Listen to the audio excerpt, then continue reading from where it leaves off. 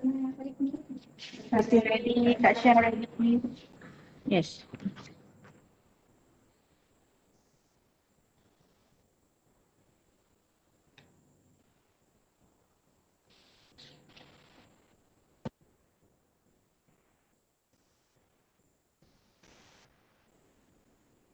Assalamualaikum and a very good morning, ladies and gentlemen. Thank you so much for joining us today. It is my pleasure to welcome you to the second APB Webinar Series 2021, organized by the Academy of Language Studies, University Technology Mara UiTM, Cawangan Negeri Sembilan, Kuala Pilah Campus. I am Sheha, your MC for today's webinar, and our moderator for this session will be Ms. Zulfa. Our topic for today is career development and the importance of communication skills in a global context, presented by Ms. Jane Mendita. Before we get started, I am going to go through some housekeeping matters first as a reminder. First of all, kindly turn off your microphone and camera throughout the session. Then, if you have any queries, please type your questions in the chat box for Cisco Webex and comment section for YouTube Live. Ms. Zilfa will be attending to the questions during Q&A session. Lastly, the attendance link and QR code for your e-certificate will be provided at the end of this webinar. For UiTM staff, training hours will be provided. So please do not forget to scan the QR code. Before we begin our session, let me first introduce our guest speaker for today. Ms. Jane Mendita holds the position as an Immigrant Mentoring Network, IMN coach and employment counselor. She is attached to JVS Toronto, Canada, which is an organization that provides services to job seekers from all backgrounds and situations, employers from all sectors, and students and educators in primary, secondary, and post-secondary education. She holds a postgraduate diploma in career and work counseling with honors, certificate in adult teaching and training, and Bachelor of Arts in English. She is certified in the delivery and interpretation of vocational tools such as personality dimensions and strong interest inventory, which is a certificate in socio-dynamic counseling. She has vast experience as an English instructor and school administrator in Baguio City in the Philippines. She has 10 years of practical experience in providing career advice to various clients, including students, immigrants, and internationally trained professionals, and she has guided and coached clients in achieving their next steps in their career. So I am pretty sure by now, we do really look forward to hearing from Ms. Jane Mendita, what Ms. Jane Mendita is going to share with us. So without further ado, I will hand over the session to our moderator, Ms. Zilfa. Thank you, Dr. Sheha. Assalamualaikum and a very good morning. I am Zilfa Zainal Abidin and I will be your moderator for today's webinar. It is an honor to welcome Ms. Jane Mendita, a coach and employment counselor from the Immigrant Mentoring Network, IMN, Toronto, Canada. Ms. Jane, we are so glad you could be here today to share your insights on a topic entitled Career Development and the Importance of Communication Skills in a Global Context. Without further ado, I would now like to welcome our speaker for today, Ms. Jane Mendita. Ms. Jane, the floor is yours. Thanks so much, Zilfa. I really appreciate the introduction, and also to Dr. Shia. Thank you so much for the introduction. I really appreciate it. Good morning, everyone. It's evening here as I'm based in Canada. So isn't that interesting or wonderful, because we could do global webinars like this, even though it is, I mean, we're far from each other, miles away from each other, right? So I'm so excited to share this information with you, with everyone who is here and joining us with today's webinar. So my topic today, or our topic today, is about career development and the importance of communication in a global context. Let me just see first if I could share my content with you, so that that way you can see.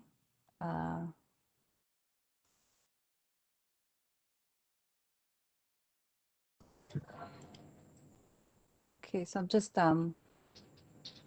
going through my sharing this time. Bear with me because this is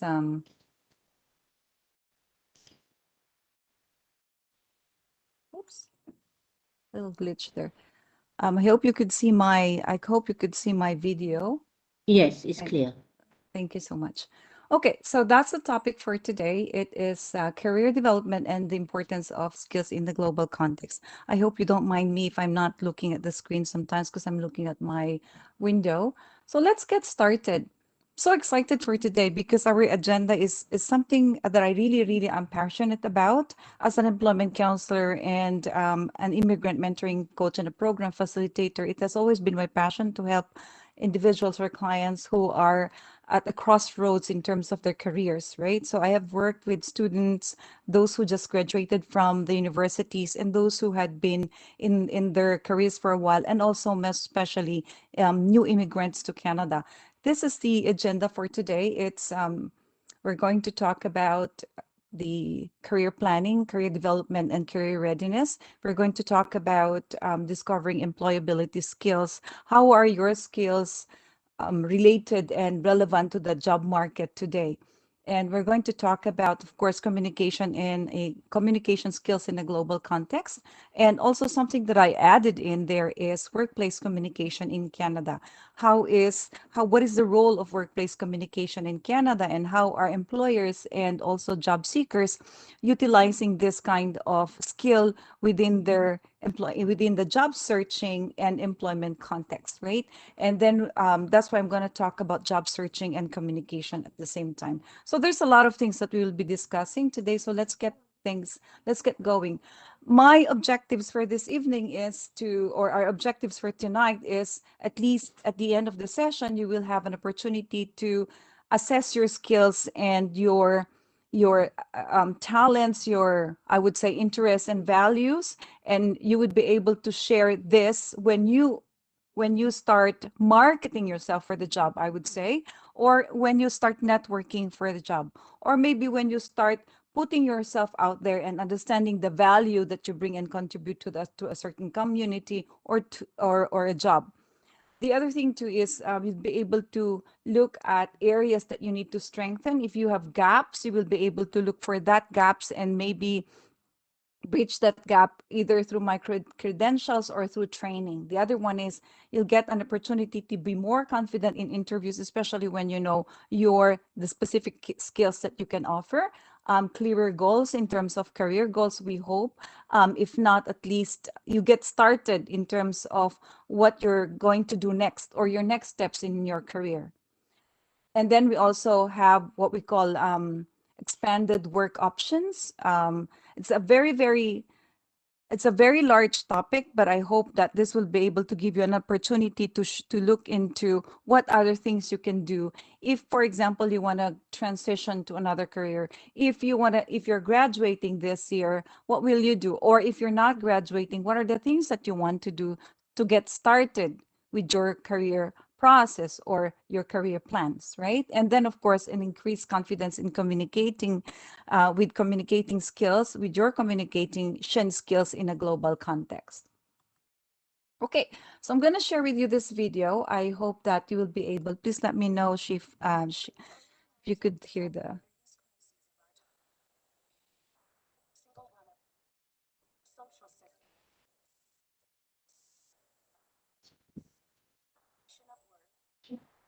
Okay, we can't seem to hear the sound. You can hear the sound? Okay, hold on. Yes. Let me just go back again. how I shared this earlier. Let me just pause for a while.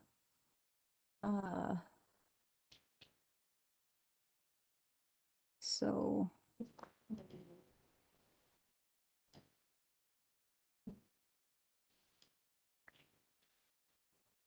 what did I do to share this one already? Give me 1 second. I just want to Sure.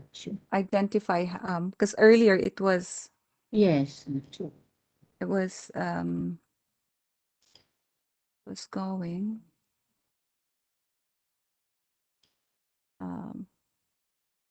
Let me just stop sharing and then reshare again, okay?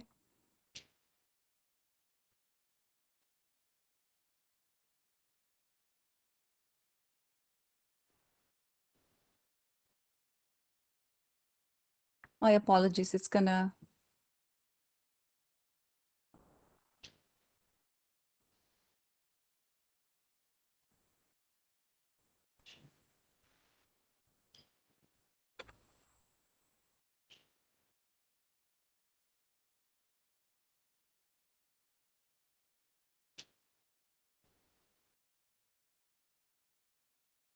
I can't seem to remember if anyone could maybe help me with the sharing of the this is interesting.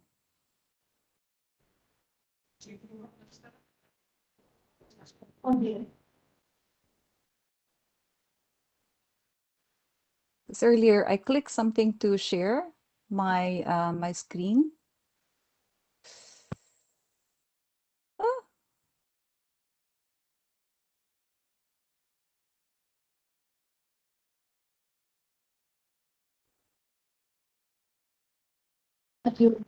Okay, hold on, Jane. We are trying Yeah. to seek some technical help. Yeah. Yeah.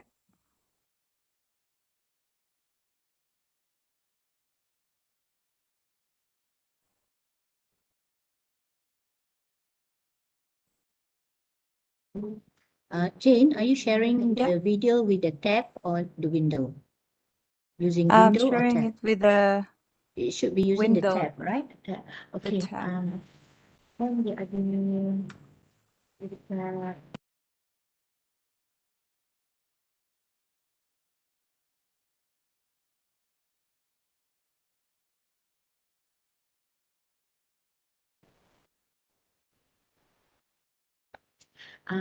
YouTube punya video tu dengan browser ataupun dekat komputer dia?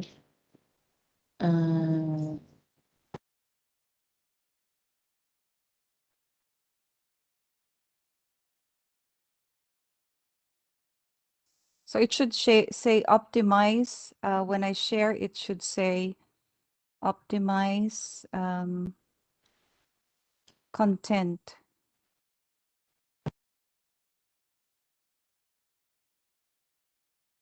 So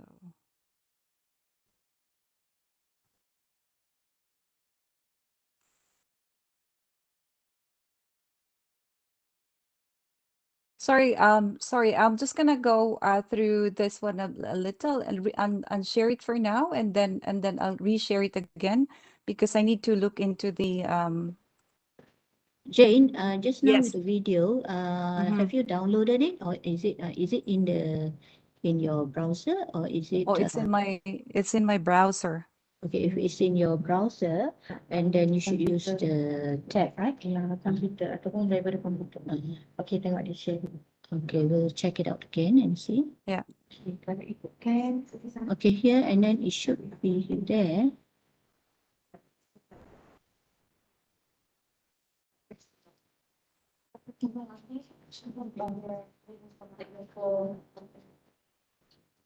Ni James yang ni ke? YouTube dia, pergi kat YouTube. Okay, can you go to the YouTube and I can perhaps do that. Yeah. yeah. Let me do that. Yeah, let me do that instead. Let me see if I Yes. could go to. Let me go if Maybe I can could. you? Let me look at the.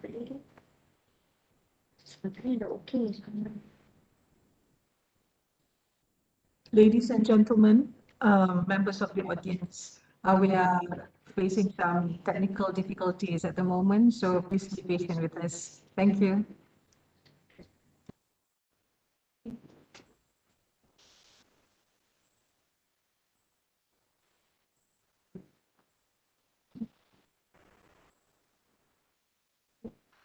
Okay, let me just find it here. Hi, Jane. Maybe you can Yeah. make sure that the audio box is ticked. Yeah, it is ticked. So I'm trying to see switch audio, but it's not the one. Oh my. Your computer audio is not. It's checked.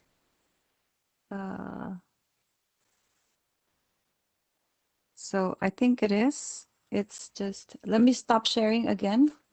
Yeah, Just and do when it. you are sharing the content, you select optimize function and video. Ataupun cikgu kena dia tak boleh minta dia bagi YouTube dekat Cik Peh yang share tak dia ni. Kalau macam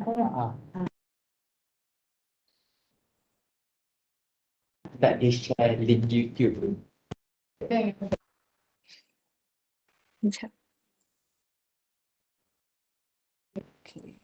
Jane, Yeah. if the problem still arises, maybe you can Mhm. share the link with us, and then we can help to turn it on for you. Okay. Yeah. Oopsies. Yeah, you could hold on. Let me look for let me just look at the other one.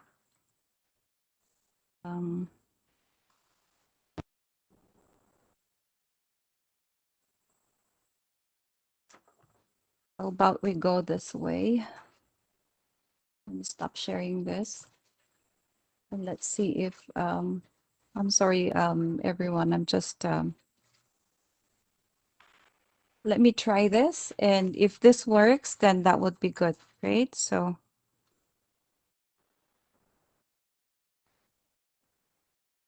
can you check? Can you see if this works?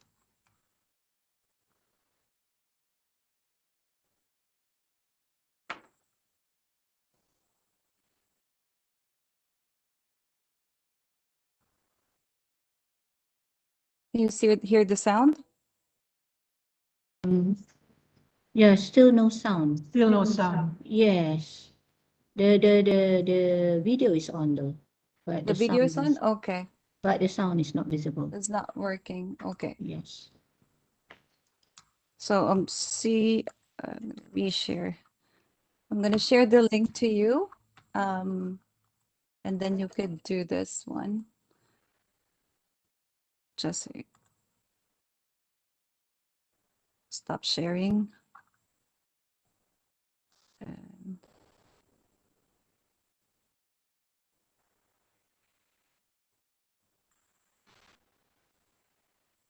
where can I share the? You can share the link in the chat box. The chat? Yeah.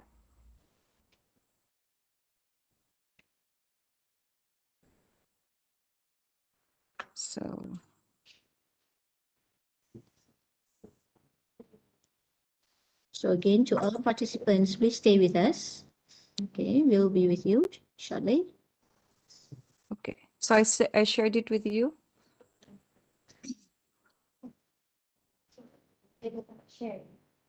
Okay, hold on, yeah. Mhm.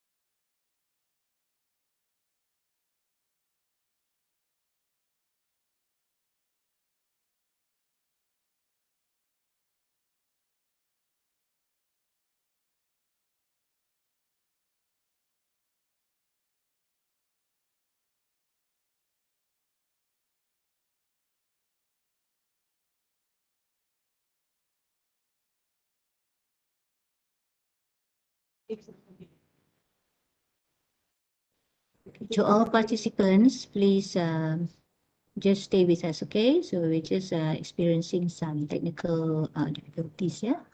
So we'll be with you shortly. Okay. Hello, Jane. Yeah, you could just continue with the presentation, and maybe we will look at the videos later, if that's possible.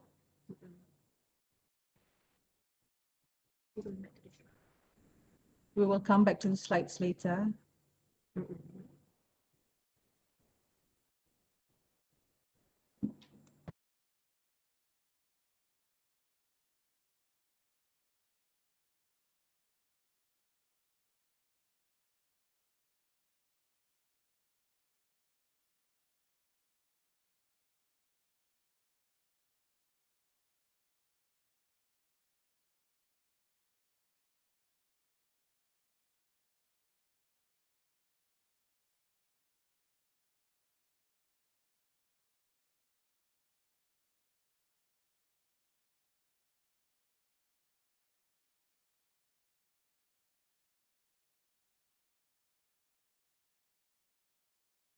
Okay, I think it's good now. The video is all right.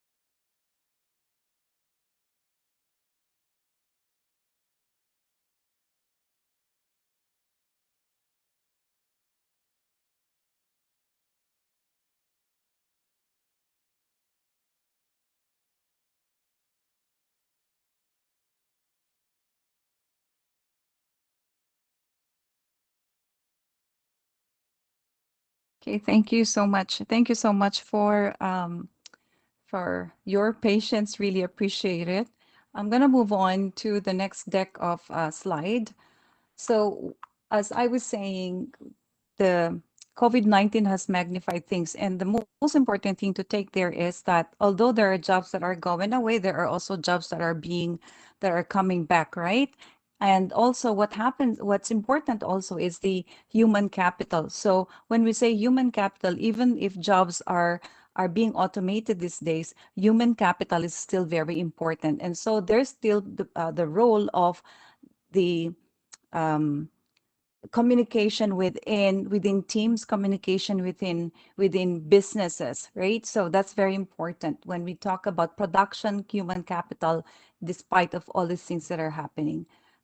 So the next thing though, the reason I mentioned that is because today in the job market, where do you see yourselves going? If you're just graduating from the university or you already completed your university degree, where do you see yourself going? That brings me to the question, career. What is a career? So career, as according to career practitioners, career is a lifestyle or a lifestyle concept that involves a sequence of occupations. So it doesn't mean that it's your job, necessarily mean that it's your job or your work. So it depends on how you look at things, right? So for example, the reason is that there's what we call vocation and null and avocational careers, right? Where you engage in an activity where you want to get paid out of it, or you can engage in a job or a role where you don't have to get paid out of it because this is your interest,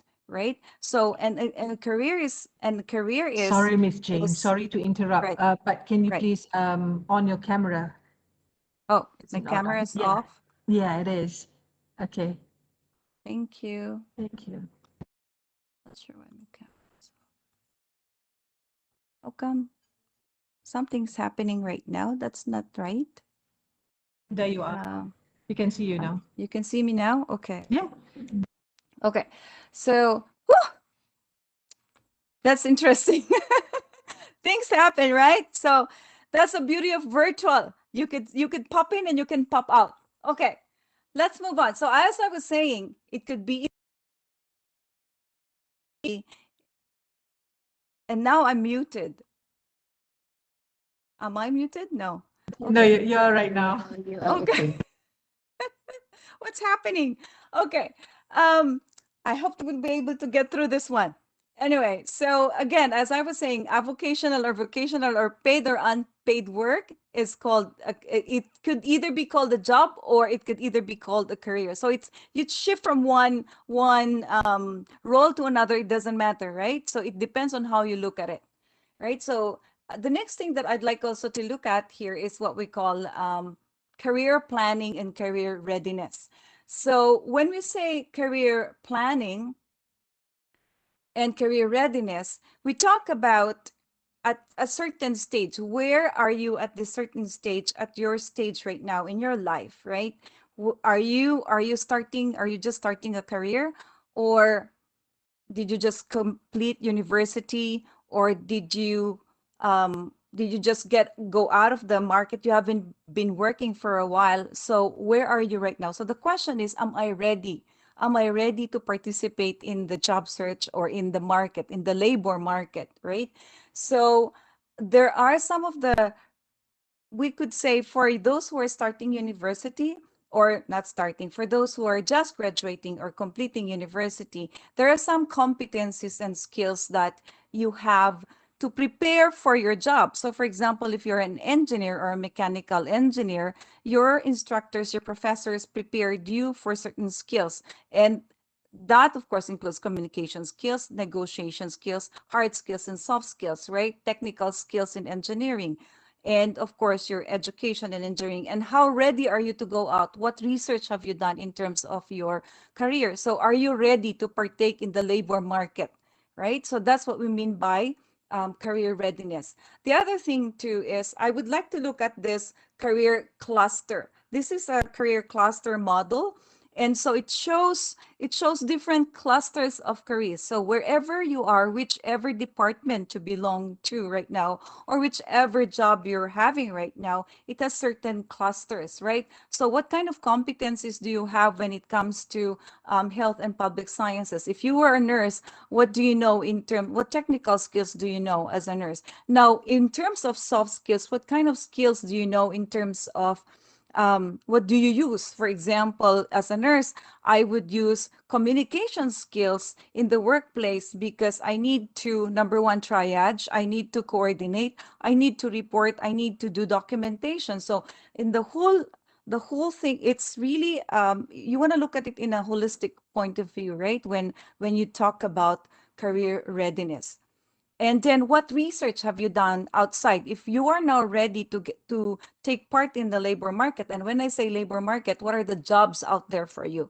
what is the outlook of jobs in your geographical area, right? So that's what we mean by career or labor market information. So, and this is where in the university they create certain skills, right? Certain skills that would help you become ready to partake in the labor market. So here's something that I really like, and I'm gonna share a video again with you. I think what I'm gonna do is I hope I could share the link with you, and it's a very, very good video on career. Let me find and it says here, dream, explore, and take action. The only way to do great work is to love what you do. If you haven't found it yet, keep looking. Don't settle, right? So that's from Steve Jobs. So if you are at a crossroads in your in your school right now, like in your course right now, probably you say, well, this is not really what I wanted to do, or I really want to get into something else. I want to shift to another course, or maybe you would say, this is really what I wanted to do. So be mindful that when you do careering, it's not always a straight path, but our main goal is complete that education and move on. And then that's the time you can explore, right? I remember when I was in the university, I was saying, well, I don't want to become a teacher because my parents, I come from a family of teachers. And I said, I don't want to become a teacher. And then now going back, I am now a facilitator. So, but then my education is an English, but in a Bachelor of English helped me to get to where I am today, right? So even if it's not my favorite, it's something that helped me. And I realize now the importance of completing my bachelor's degree and to moving on to another certificate or diploma or something that I really want. So that's something that I think it's a very important thing that I'd like to leave it with you today in terms of your education, right? So even if you don't like that particular degree, that's okay too, right? So I'm looking at so if you could look at my next slide, I have the slide there with you. If you could share the next video with you, if you have the slide there, right? You could share the next video, and it is about this one. I really like this career motivational video. Let me try it here first and see if this works. I hope it works. If it doesn't, then I could just share the link with you. Can you hear?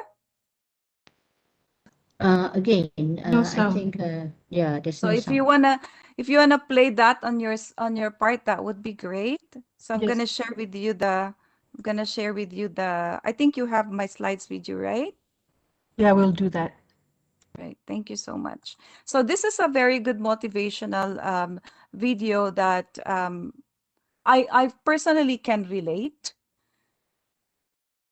So I'm just gonna stop sharing. Yeah. Right, we're working on it.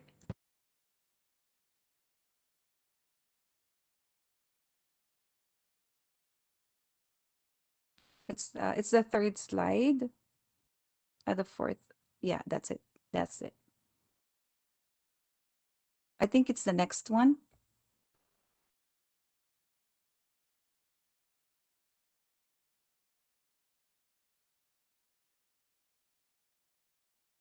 It's the next one. It's the next slide after the career. Yeah, one more. One more.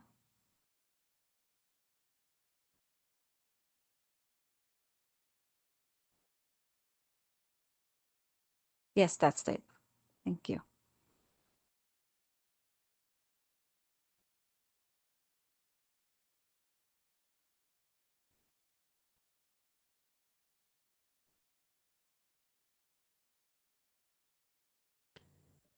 Okay, we're still not getting the audio.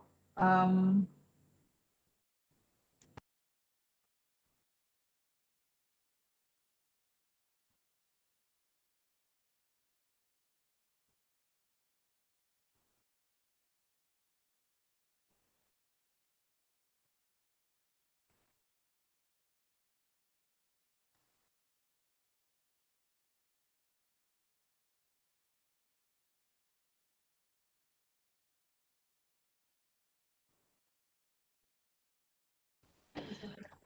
Miss Jane, the Yeah? video needs to be downloaded. So we are doing that at our Right. end. Okay. So yeah, probably we'll just continue with the presentation first and get back to Sure. the video Yeah. later. Right. Yeah. Thank you. Thank you.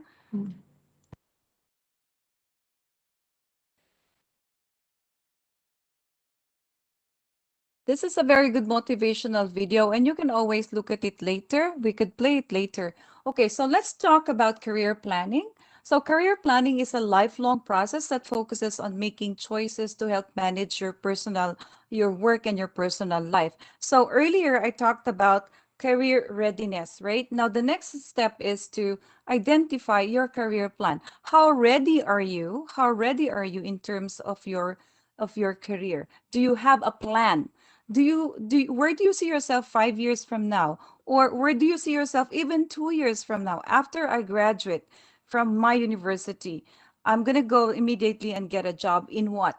Right? So what kind of plan do you have for yourself? And career planning will help you enter the workforce, plan for education. This will help you deal with changing workplace demands or trends. And it will also help you plan to upgrade or maintain your skills or plan your career advancement. So as I've said, career planning is, I would say, all throughout our lifetime.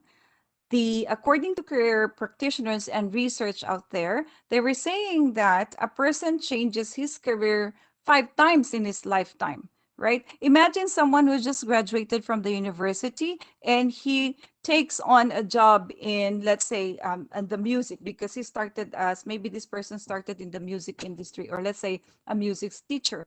But then later, this person went on to, or this student went on and took his master's degree in maybe management. So instead of teaching, probably he transitioned to Jane, another. Yes. the next slide is not on. The It's next not slide is moving not- to the next slide.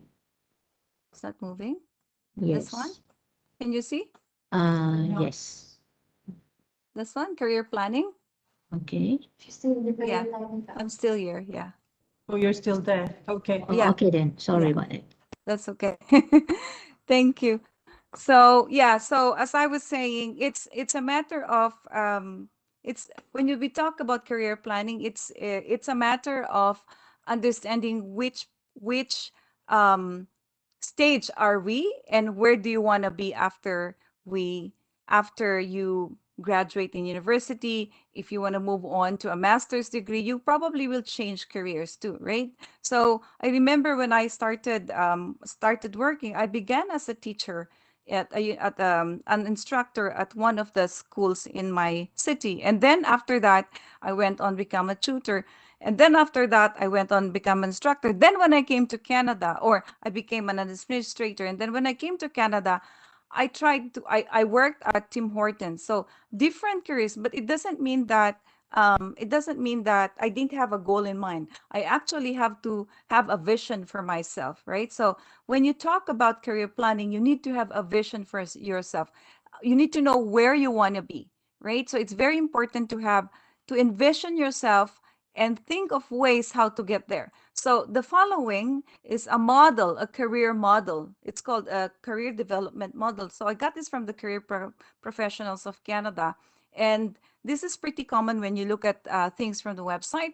So we have at the first one, I'd like to point you out to the green color there, which is know your value. You first have to know your value in order for you to be able to identify what your next steps will be in terms of your career. So we always say when you want to embark in a certain career or journey in your career, you want to come up with a holistic view of yourself, right? So we have now what we call a career development model where you talk about your values, right? Know your values, know what you can offer, know your worth. So when you talk about values, talk about strengths, interests, personality, and your own personal value. Then you explore your options, which is the purple color there. You look at the industry trends, then you look at your plan of actions, and then you create your future. So I heard from a lot of speakers today that, especially with the onset of COVID, you have to learn how to re-engineer your career and your career plan. So it's called actually re-engineering. And I'd like to look at this further. So when we talk about stages in career planning, so career development has what we call career planning, right? So the first thing that I suggest, and everyone as an employment counselor, career practitioner would say, they would say start with an assessment of yourself. Who am I? You want to research yourself, right? You want to know your value or know your worth. The next one is you want to explore options out there. What is out there for me? What are my opportunities? And then the next one is, since you already know your opportunities, you want to set your goals, right? You want to implement your plan. So how do I get there? So questions that you ask yourself is, who am I? What's out there for me? And how do I get there? Let's talk about the who am I first. So when you say, who am I? Sometimes we think that it's so philosophical in nature, right? Now let's try to make it more, categorize this into terms that we can really identify. So when we ask ourselves, who am I would like you to ask yourselves, who am I in terms of my skills, my values, my interests, and also my personality. So when we talk about values, right, what is important to me? Is family important to me? Is integrity important to me? Is work and life balance important to me? Do I like to travel? What are my negotiables and non-negotiables, right? So for example, I had a client and he got a job up in Brockville. Brockville is one of a town close to where I live in Toronto, and it's 4 hours away. The job pays very well, almost $100,000. Very good process engineer. He's got everything. But then he said to me, Jane, I did not take the job. I said, are you kidding me? You didn't take $100,000? And he said, because I'm not ready to move. I don't want to move. And my family wants to stay in Toronto. So he gave up that job because his family is more important to him. And that's why I ask you, what are the non-negotiables and negotiables for you? Understand your value as well, right? What do you value to? Skills skills, hard skills and soft skills. I want to talk about these things more fully, and let me show you the next slide. Right, these are the things that I know it's kind of, I hope that it's not too messy for you, but I kind of put it this way. Skills would be defined in two things. Hard skills, let's label them into two things. There's hard skills and soft skills, right? So as a university or college student, what are my hard skills and soft skills? As a university instructor, professor, what are my hard skills and soft skills? And hard skills would refer to your education, your technical knowledge. So if you are in architecture, for example, a technical knowledge would be, today people are using Revit. In Canada, we are now using Revit. If you're using SketchUp, AutoCAD, these are all technical skills, right? If you are a nurse, what are some of the technical skills that you use in nursing? So we call that hard skills, right? And then education also is a hard skill because it gives you the competence, the expertise, the credibility, right? Knowledge. That's what we call hard skills. Then we move on to soft skills. Soft skills are your ability to do the job. So this one talks about your communication skills. And this is where communication skill is very important. Are you strong at negotiation? Are you strong at, do you have leadership skills? These are all called soft skills. And I'm going to tell you a story later. If the videos won't work, I'm just going to tell stories, right? So there was a guy who had an interview and he went up again at Brockville, pretty much a lot of manufacturing companies in Brockville, highly. And this guy went in and he said, well, I did not get called for the second interview. And I said, and asked why. You know, he called me aggressive. I was aggressive. And I looked at him and he said to me, Jane, am I aggressive? But he was already, his voice was really loud, right? And I said to him, to me, I kind of paused a bit and I said, to me, you're not aggressive because I know you. I know your communication style. See, he came across as aggressive to the employer because he has a different communication style. And in Canada, and I want to stress this, right? And even in the global context of communication, in Canada, we value soft skills as much as we value hard skills because this is important when you do your job. The most important thing is the value that you bring as a team member in terms of your ability to communicate and negotiate and work with the team. Yes, you might have all the skills in the world, but people cannot work with you. No one's going to like you. That's how it is within the Canadian context, right?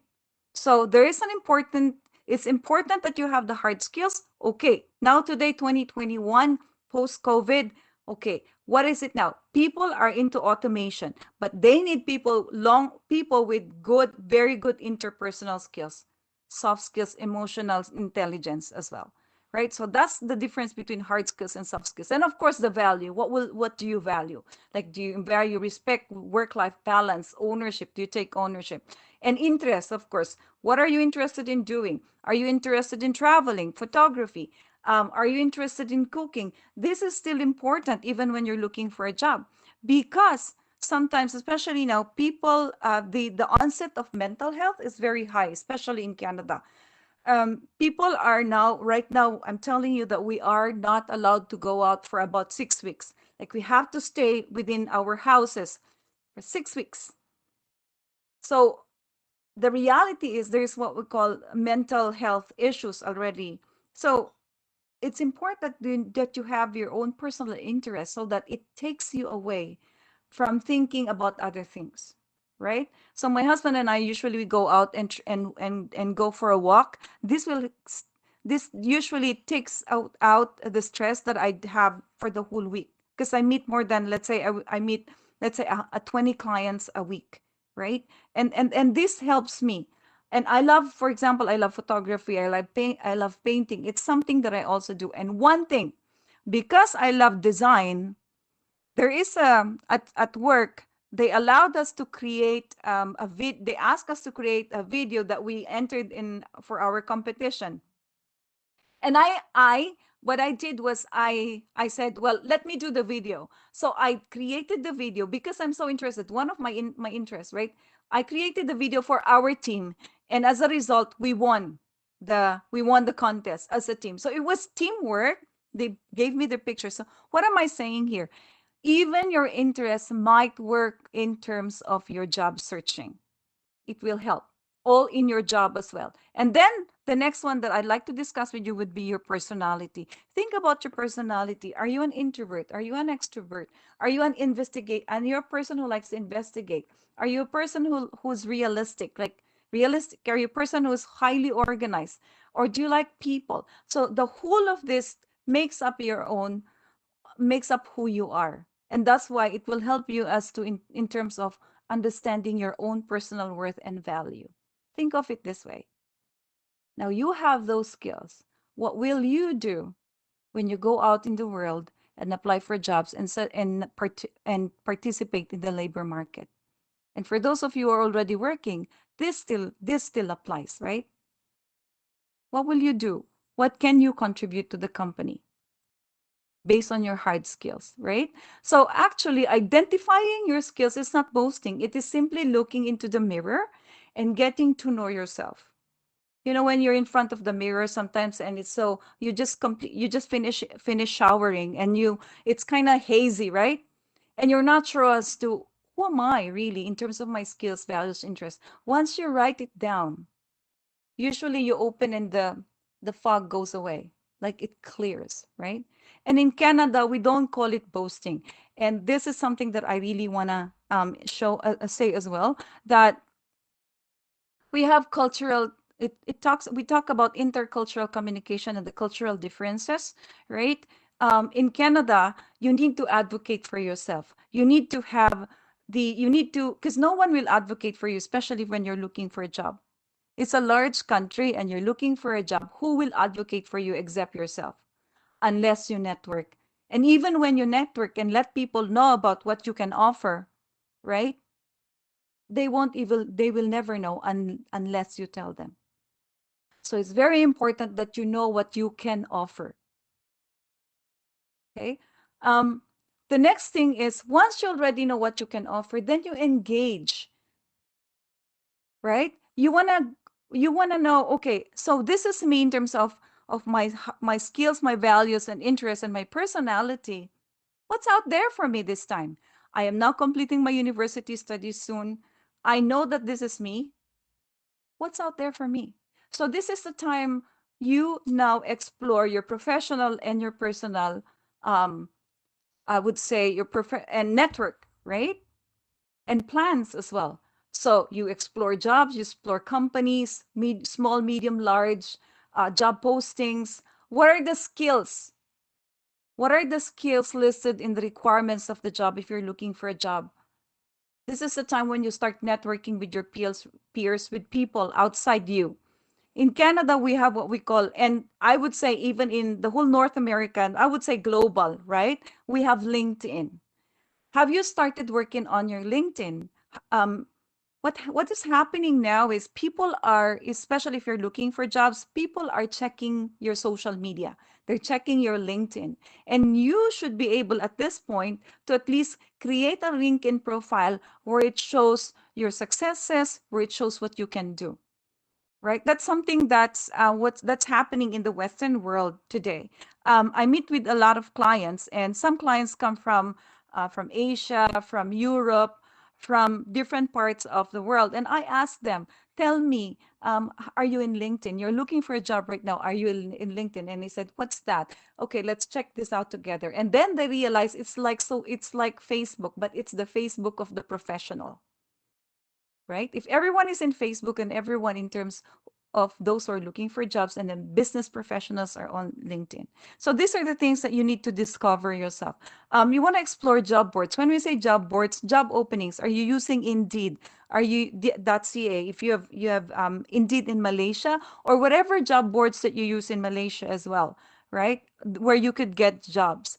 I understand that there are some companies that come to your university and hire a couple of university graduates. What about those who cannot get into these recruitment companies? What do you do? So this is the time to start planning and explore your options, right? Check into workplace integrated learning as well. It's called placement. You know, when we say work integrated learning, this is on the job training.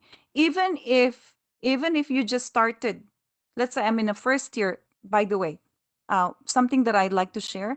High school students here in Canada and even in the US, they do have what we have what we call co-op placement. So as early as high school, they have an opportunity to go to the jobs and explore and volunteer to jobs they want to do, right? So sometimes I see high school students who are already good in photography, for example, or good in let's say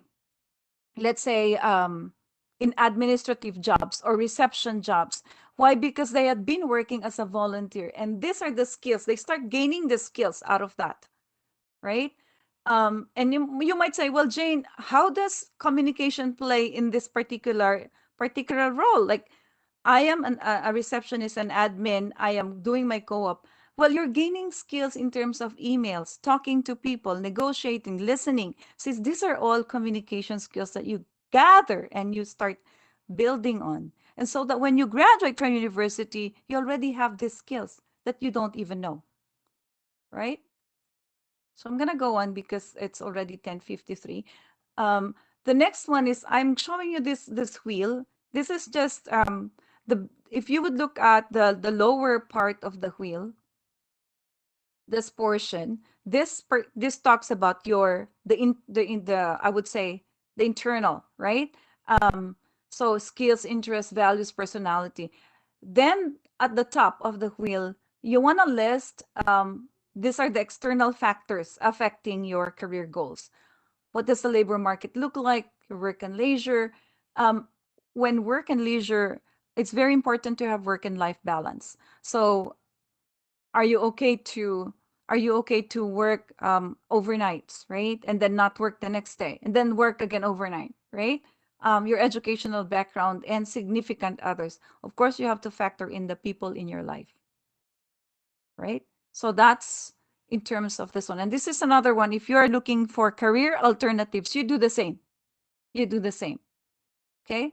So I'm gonna move on. Here's an example of a lady. I wasn't able to get someone who just graduated from university, but this one is almost similar, because she was away from work for a while. So Sarah is 30 years old. She spent the last 10 years as a mother homemaker. She has a grade 12 education and has a limited paid work experience. So now that Sarah's children are in school full time, she's looking to re-enter the workforce. So she hasn't been working for a while. Sarah is pretty sure that she wants to look for work in retail store, building on her previous retail work experience. So what did she do? Let's look at her wheel. So this is what Sarah's completed wheel looks like.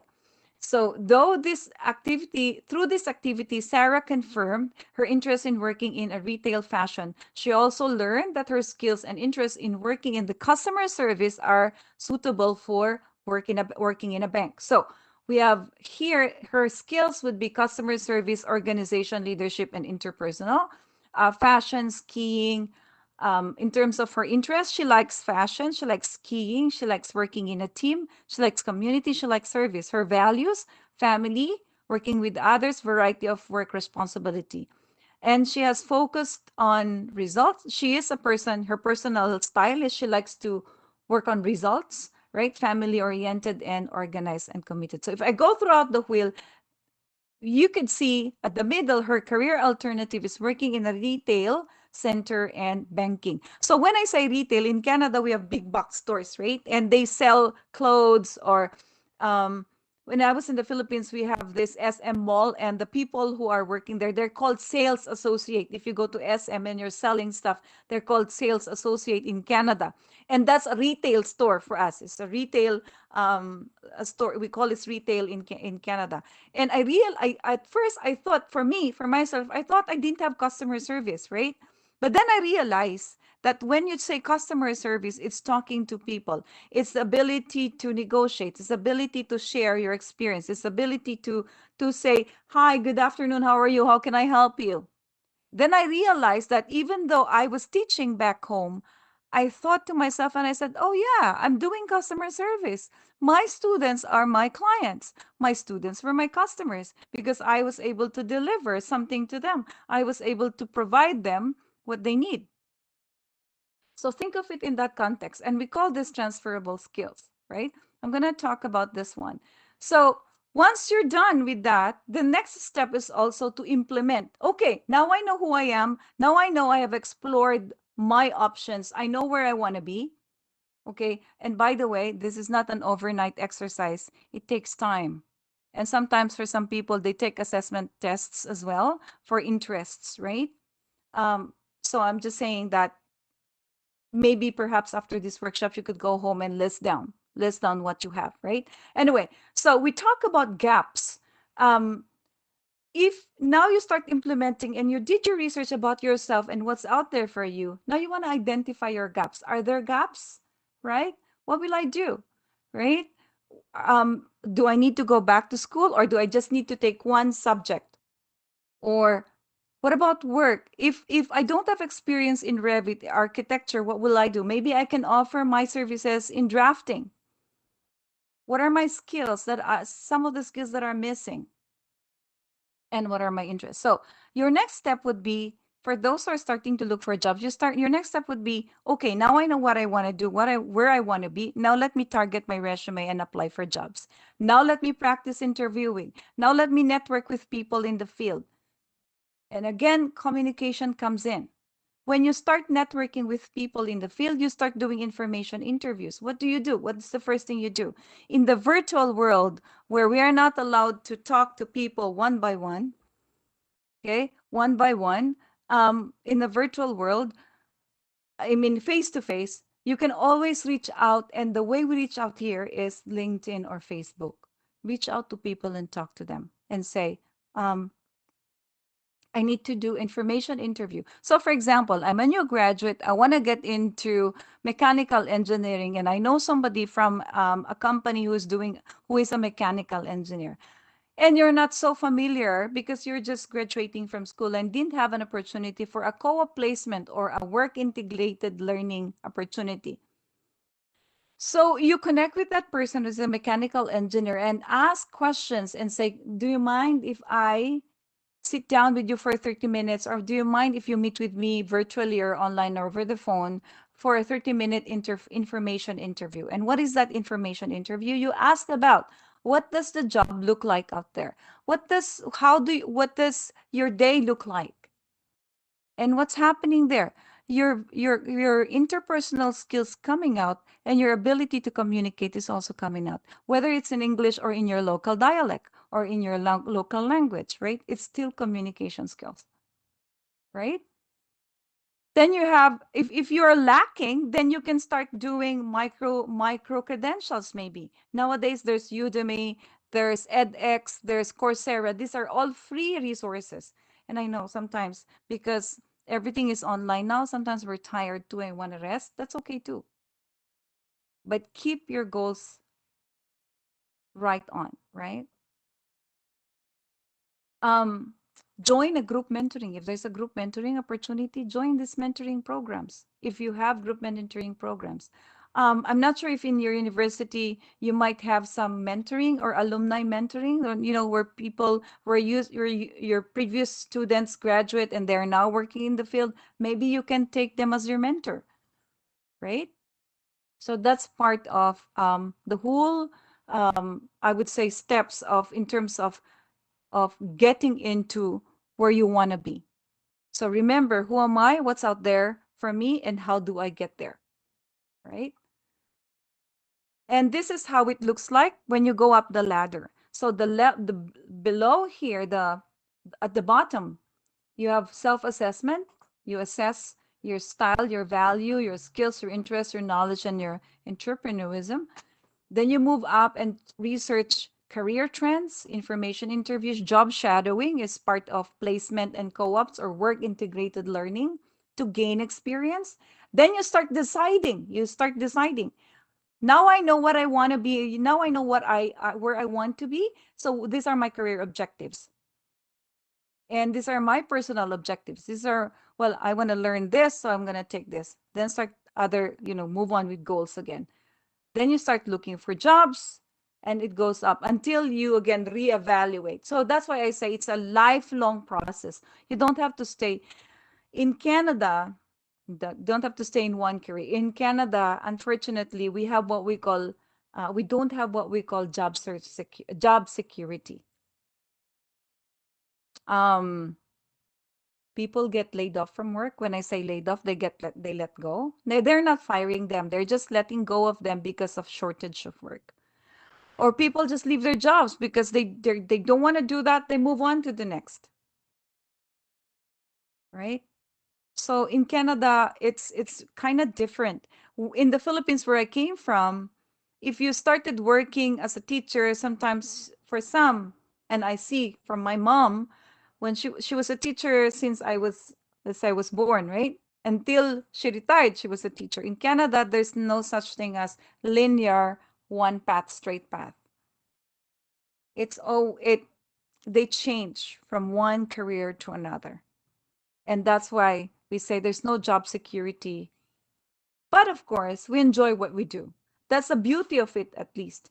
We start gaining skills in all other areas because there's an opportunity to explore other careers. Right? Okay, so I have this video to play. I'm not sure if you could go to this video again. If we can't, this is just, doing, we'll try to figure out how this works later when we have a break. And then we'll do some Q&A later. I'm just gonna skip this one because it might, it's just about career exploration. I wish, right? So the role of communication in career development. So when we talk about role of communication in career development, So we start clarifying your goal, you evaluate, you search, you implement. So these are the things that we actually did earlier. We started evaluating, right? We clarified our goals, clarified our strengths. We engaged, we participated, you participate in certain opportunities, experiential conversations with employers, with your network, and you search. And that's actually where communication comes in. Tell me how you will explore options if you're not communicating with people. You cannot just stay in front of your computer and research, right? You need to get information.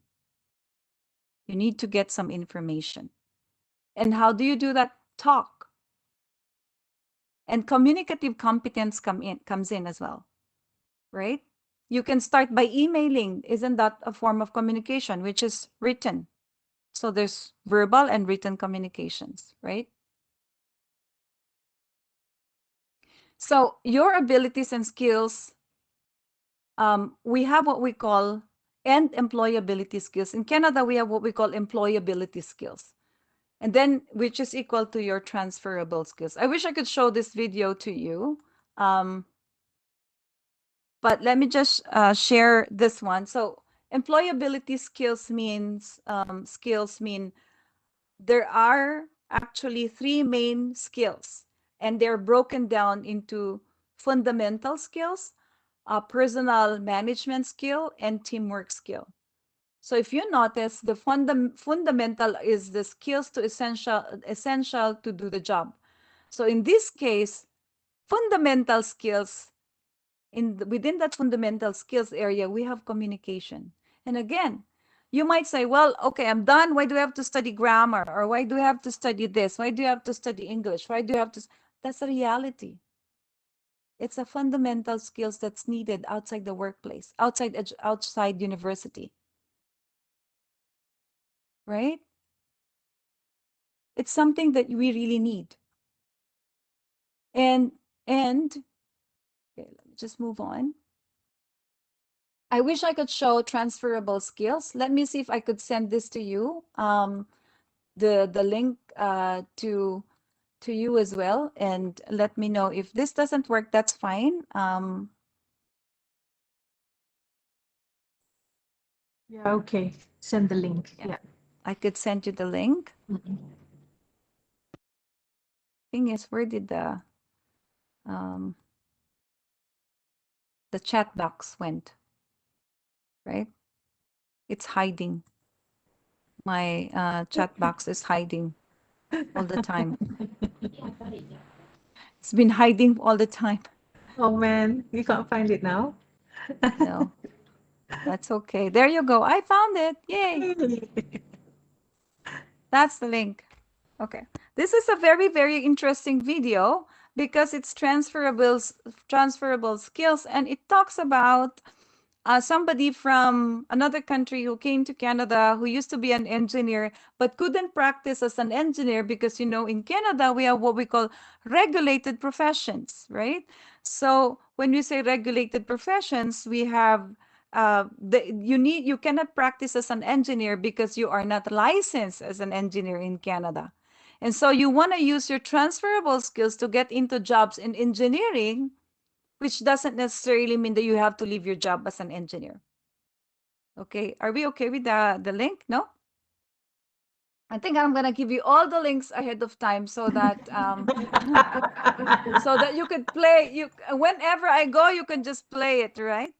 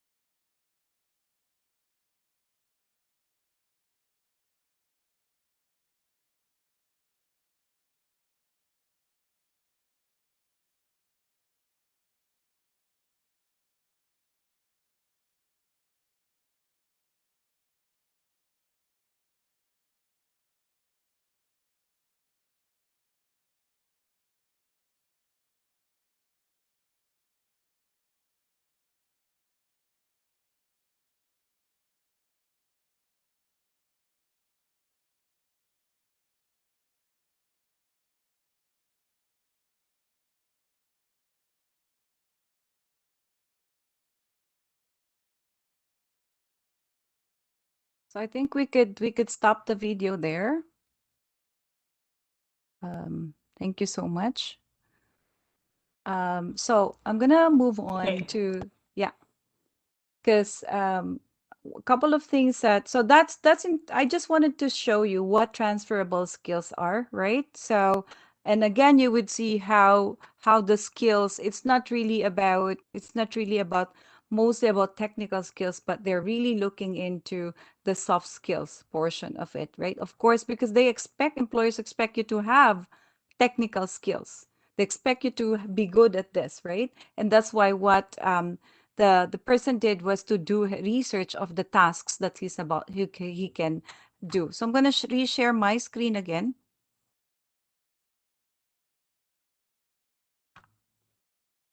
Okay, I hope that works now. Okay, so let me just go back a little and show you. I won't play the videos anymore, but let's just look at the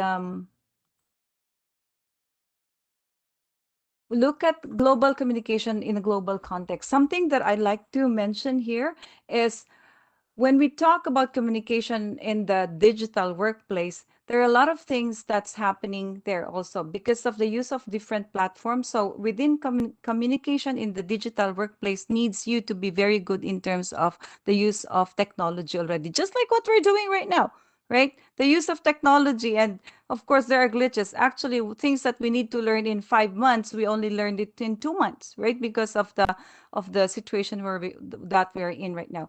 The other thing that's very important that I like to really share, and which is also very important within the Canadian context, is what we call global competencies in terms of cultural awareness. Cultural awareness is always connected with communication because in Canada, there's about 100 languages. So more than 100 languages in Canada. So what am I saying? We speak to, it's a land of immigrants, right? So we talk to different people also, whether you are in Canada or whether you are in Malaysia, in the Philippines, we really need to be able to look at the cultural background of each person in terms of communication, because that's where sometimes communication is broken because we don't understand other people. So and in Canada we really stress what we call cultural awareness, because in Canada we're, in terms of communication, we have low context and high context, right? So for example, since I came from the Philippines, if somebody asks me to describe a ball, but I would say, oh, it's round and it's yellow and it's nice. But from the Northern American perspective, when you ask them, tell me something about this ball, how do you describe it? They will come up and say the circumference of this ball, this, the diameter of this ball is, and it's from here and there. And come to think of it, because that's so specific, very specific, within the Canadian context of communication, they want you to be very specific, straight to the point. Whereas when I came from Asia, it's a different way because it's relational. We tend to understand things, right? It's important that we relate well before we communicate, and that's why there is somehow a gap. So it's important to have what we call cultural awareness when we talk about communication. Although, okay, up here is on the slide would be your top 20 skills for 2020, and you would see technology use is there, but then up there is analytical, active learning, complex problem solving, critical skills, creativity. Underlying within this one are the fundamental skills of communication, right? And so within Canada, when I say interpersonal awareness, this one talks about showing initiative, asking questions, demonstrating integrity and ethical behavior, being motivated, having a positive attitude, self-promotion is expected, and eye contact is very important. So in some cultures, when you have eye contact, that means it's disrespectful, right? Because for me, when I came from the Philippines, so we have what we call hierarchical level of communication. I wish I could show you the one at Ryerson, which is very, very important. I hope we could show that video of Ryerson where their communication is different because there's the hierarchical or the level. And that's what we are. We have here within the Canadian context of communication, right? Sorry, Jane, which video are you referring to so that we can prepare? Okay, let me stop sharing for now so that you could prepare that video for, because I could share with you this one. Thank you. Check out the one. I'm gonna give you the link from Ryerson University, and this is a very, very, very good video, and you could click on that and it shows you the video from Ryerson. It seems that the server encountered error. Okay, I'm gonna copy the link Okay. and send it to you.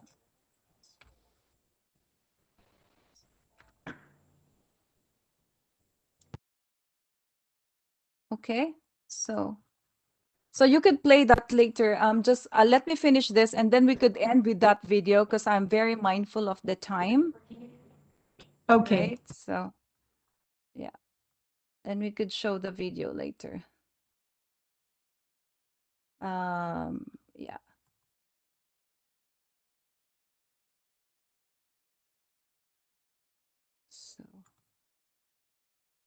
So there's the last two videos we can share later. I'm going to share that. So this one, I like to show the expectations within the Canadian workplace.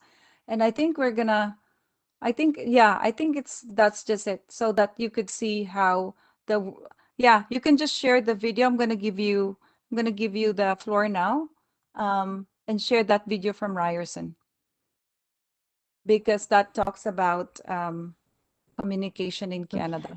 Okay. So while they're sharing that, while waiting for that video, I was talking about eye contact, right? So in Canada, in order for you to communicate, you need to have a very good eye contact. So they're playing the video now. Let's see.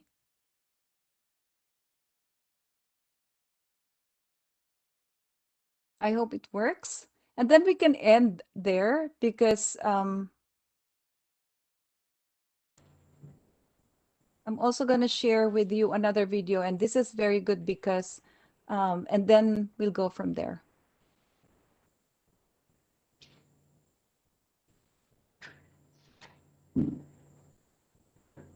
And this is the last video that you can share. I typed it in the.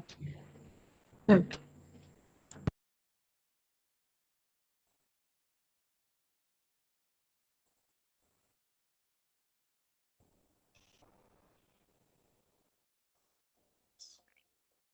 Interpersonal skills. Just a few minutes. Active intercultural communication environment.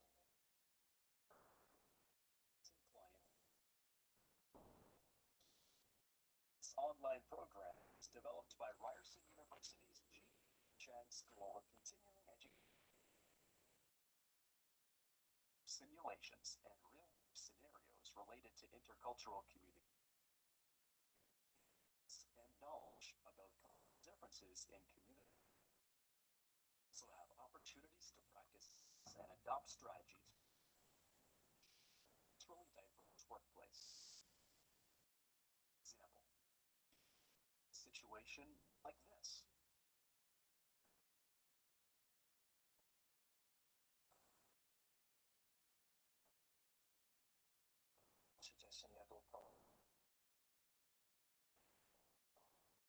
First, what I was thinking is, in this case, these two people communicating is not always the case.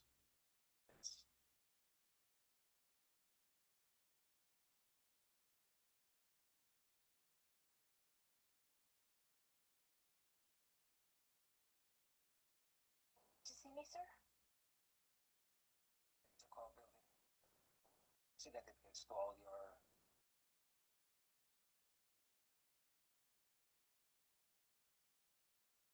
this case, the communication seems to be based more on higher interactions between people by cultural norms and upbringing. An example. I didn't make what it's really important.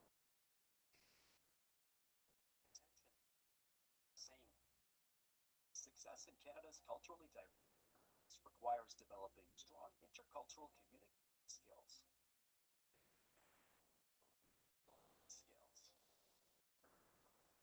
Cultural communication contacts at wcc@person.ca.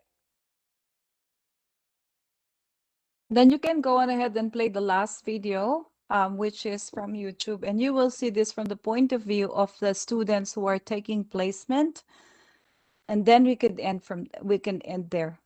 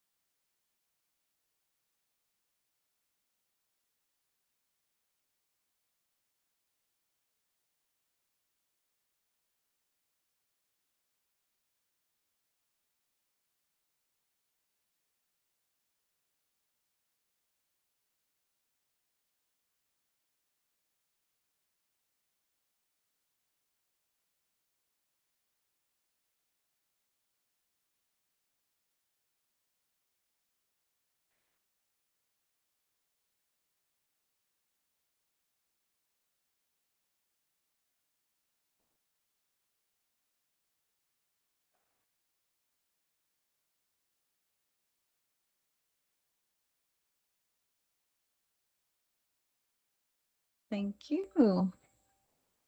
So that is from Simon Fraser University.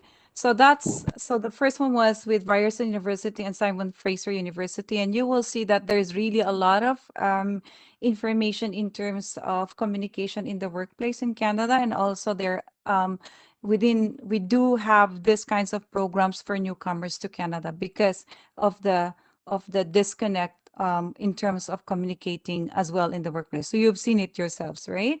So finally, just to share, this is the last slide that I'd like to share with you. Career development, let's go back to career development, is a lifelong process. Again, it's managing work, leisure, and transitions in order to move towards a personally determined and evolving future. So by this time, you would have thought about your value, what's your worth, how do you sell your values in terms of how you communicate yourself. So if you're communicating with globally, be mindful of their background, their diversity, because you might not be saying, they might not be understanding what you're saying, especially if they come from different background, right? So that's in terms of career development, employability skills, and communication, communicating your skills and communication within the workplace in a global context.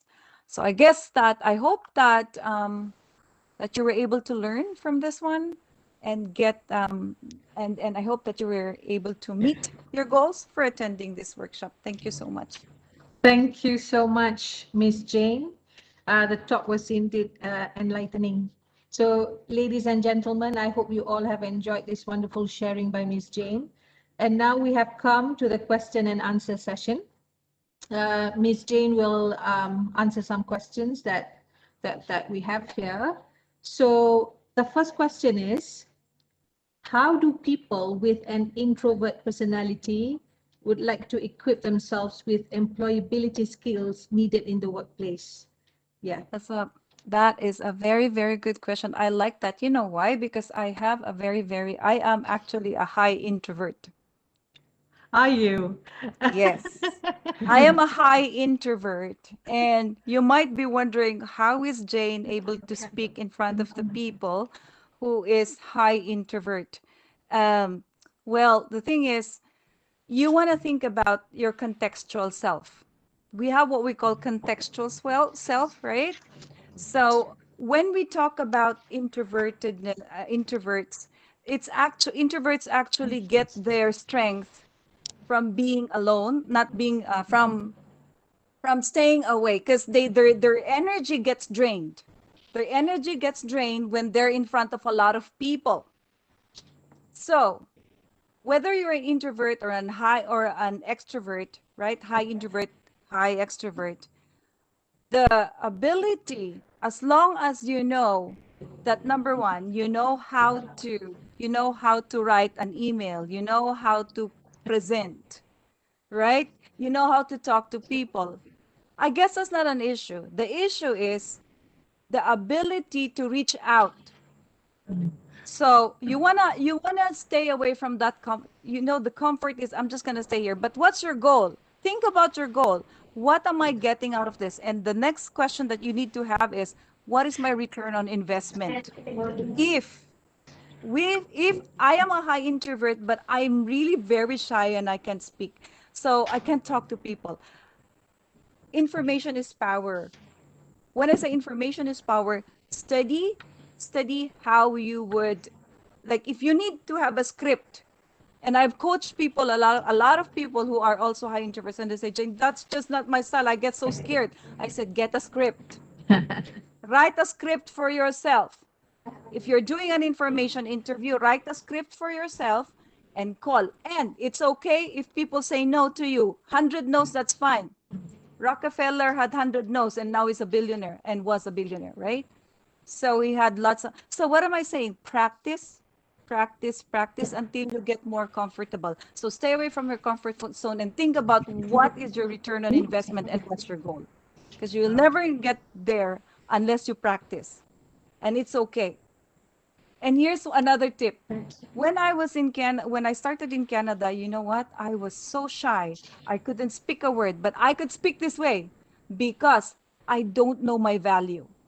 I didn't know my value at the time. I didn't know that like, imagine somebody said to me, they speak to me this way.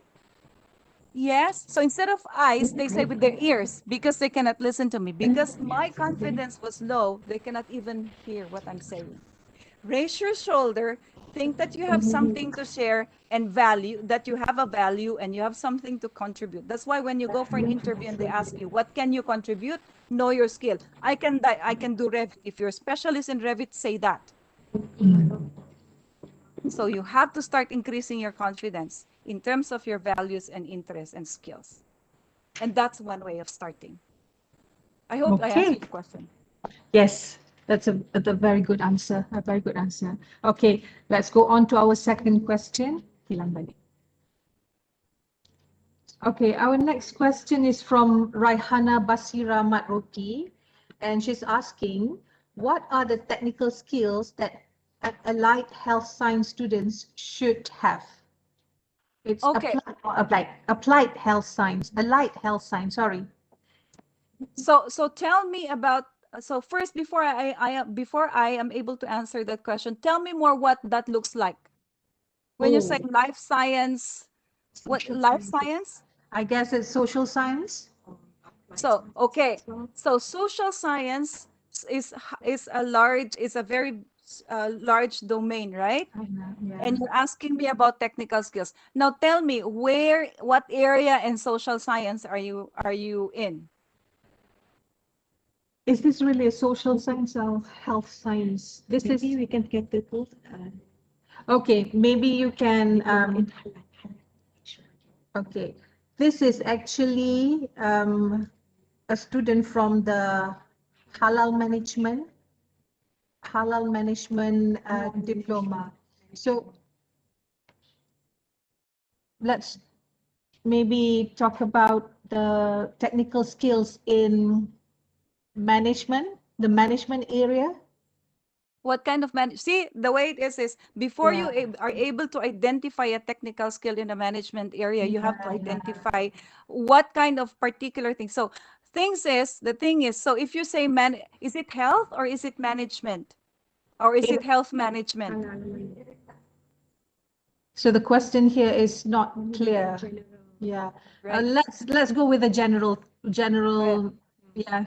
explanation. I'll give you an example, okay? I'll give you an example so that we'll put it in the context. So if you're asking me about social sciences, there are a lot of technical skills in the social sciences. Let's say, for example, let's pick humanities. And it's kind of, oh, it's so large, right? What technical skill do you have? In the first place, why are you studying humanities? Right? So when you talk about humanities, some of it talks about art. So number one, your technical skill that you need to consider is your knowledge in terms of, let's say, if you're into humanities and you're into the deep into the history of art, right? And let's say a technical skill that you could have, let's start with something, document. A technical skill in documentation would be reporting. Can you write a report? Right? Can you do a presentation? Can you create a small presentation about the different topics in humanities? That's a technical skill. So you want to go back to job postings and understand what the technical skills they are looking for.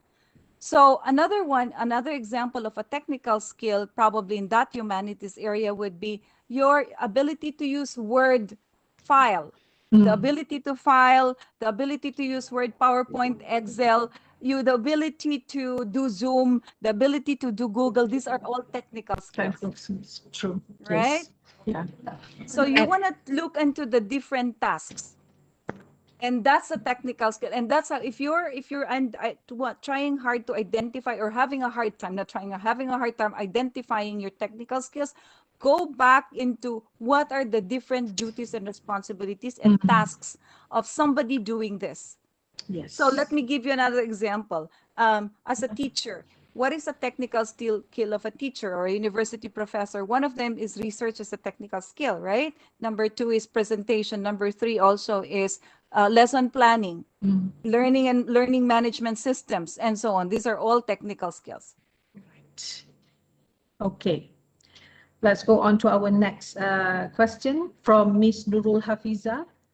The question is, since communication skills play an important role in career development, how do we know whether or not our skills are enough for us to move forward? Oh, that's a very good, interesting question. How do you know if your skills is enough to move forward? You will be able to know it actually when you are when I say when you're ready. The first thing is, say for example, what's her background again, and what She doesn't say. okay, Doesn't say. that's fine. Yeah. That's fine. So in terms of career development, say for example, you're looking for a job, right? And you want to move forward, right? To looking for a job in a certain field. In, let's say, for example, you want to go into project management, or let's say engineering, or let's say nursing. How do you know, right? So number one, if you are in an emergency, you're a nurse, you want to go to the emergency department, what kind of soft skills are needed in terms for nurses? And what kind of communication do you need? So, for example, I'm talking to people. I need people skills. I need to speak to a patient, right? So the skills that you gain from school, you're not seeing this, but you're actually gaining it. We have what we call unconscious competence. Sure. Right? We have what we call unconscious competence. You're not conscious that you already have it until you try it. Right? Know what you know and know what you don't know. So the first thing is identify what you do not know. For example, I do not know how to reach out to, let's say, Zilpha. I want to email her and ask her some information. What will I do? Well, first, I need to get her email address from Dr. Amalia. After getting her email address from Dr. Amalia, I need to email. And what will I write in my email? I need to ask about health structures and so on. Then I do that. So start with small and then you move out. And that's the time when you say you're ready. The only time you know you're ready is when you're confident of what you have. Okay. Do we have another question?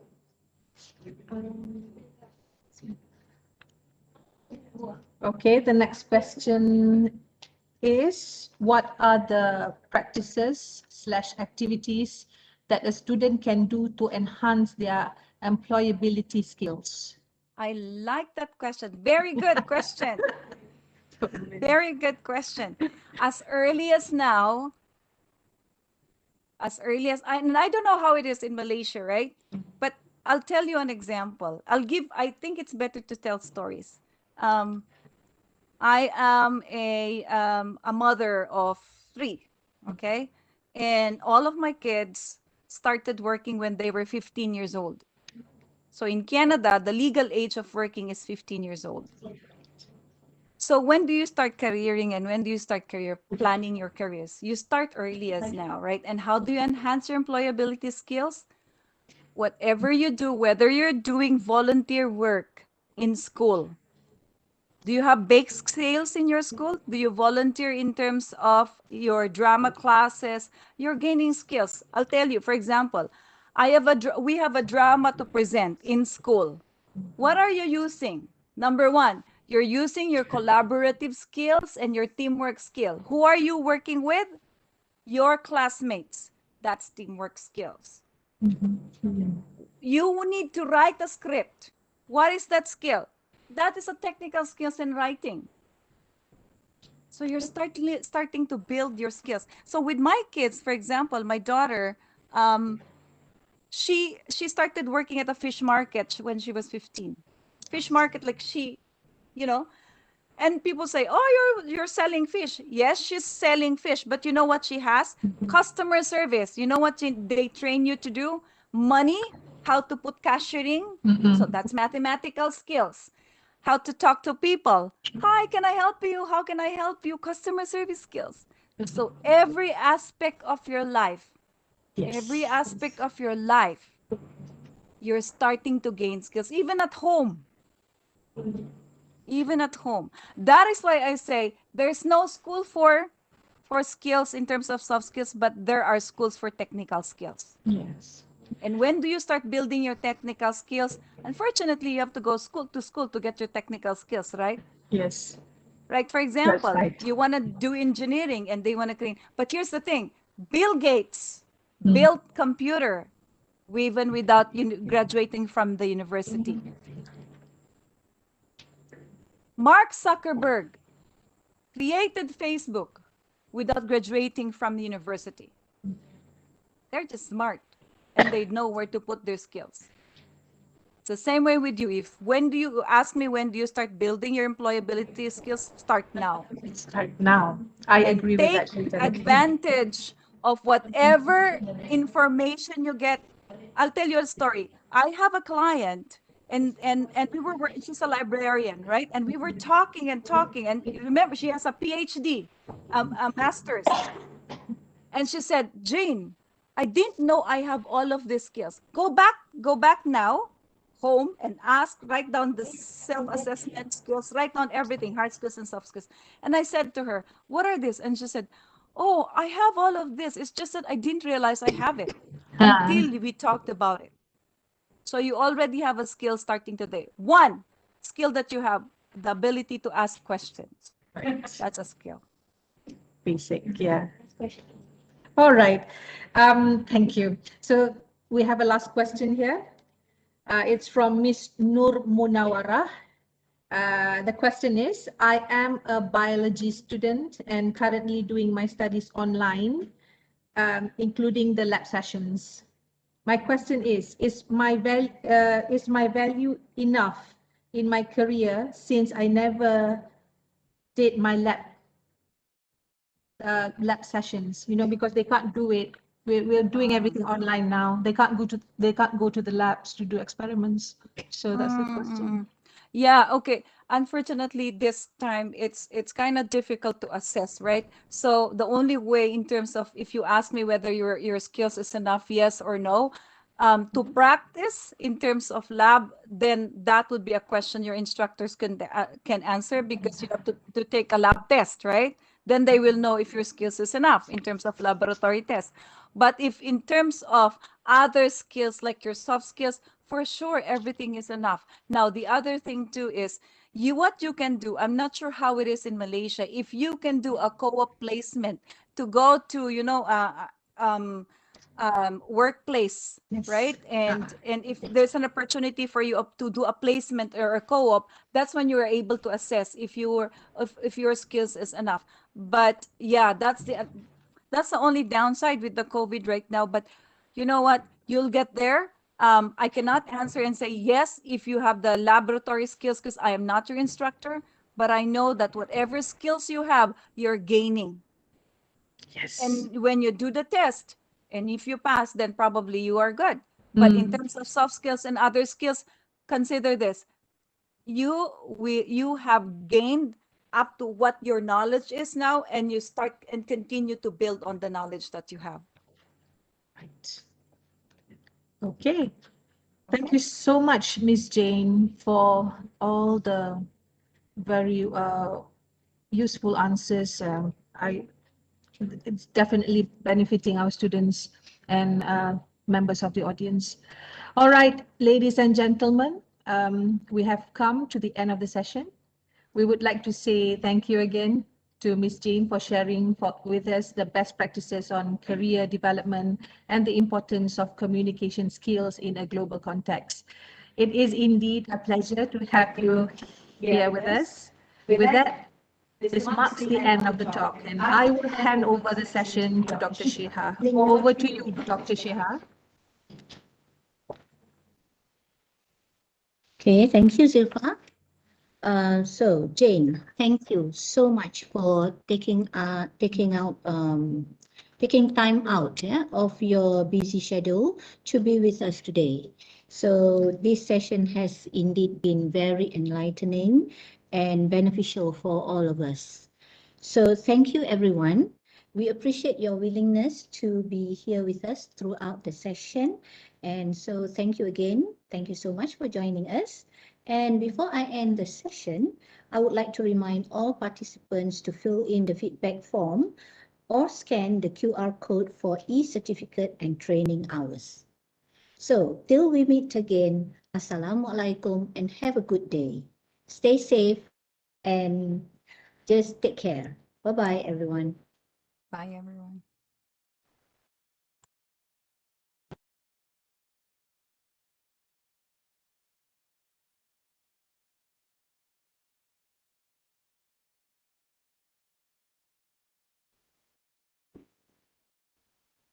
Hello, Jane.